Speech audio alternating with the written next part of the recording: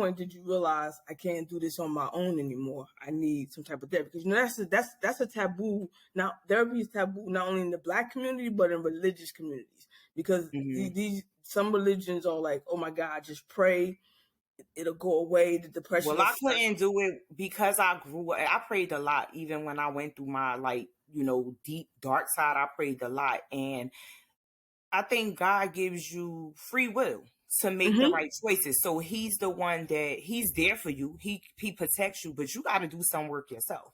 Right. At the end of the day, nobody's coming to save you. You have to figure it out. Like it is what it is. Nobody's coming to save you. So if you choose to stay in that dark place, that's kind of like a choice, So I felt like I needed to dig deeper to understand, because I have a son.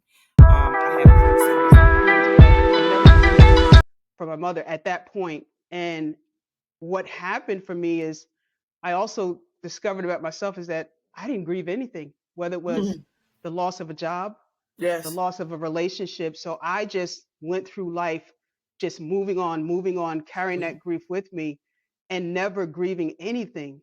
And that I think that's the biggest thing that I learned about myself, is now I know how to grieve and how to let go and go through those stages of grief. And I love the way you clearly articulated it in the book, the 5 stages. And I read that and I said, oh, which stages have you been in? Obviously, I've been in all 5 of them, but where did you get stuck? So I got stuck for many, many years in the anger. And then at some point, and I'd say, Grace, I told the world, grief was like an elephant standing on my chest. How does grief how does it feel physically to you? Heavy. Same, it was so heavy. So it was. I'm side on you because you're saying was. It was heavy. I can tell you, of course, you're still carrying some of it. Oh, it was. So in the first couple weeks, it felt like an out of body experience. So it was like I felt different things at different times. It felt like an out of body experience. I promise you, if you remember the morning you came, the day of the funeral,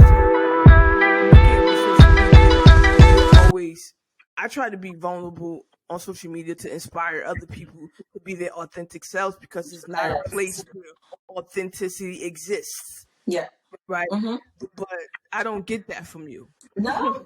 I have vulnerable moments and posts. Like recently I posted, a reel about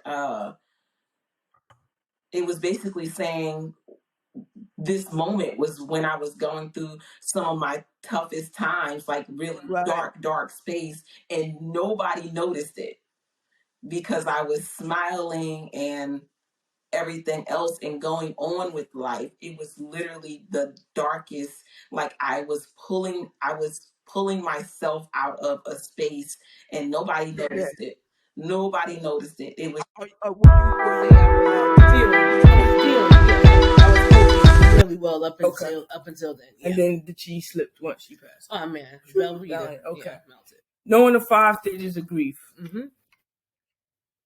Has going through them helped you, or does it feel like Groundhog's Day and you're stuck in one particular stage?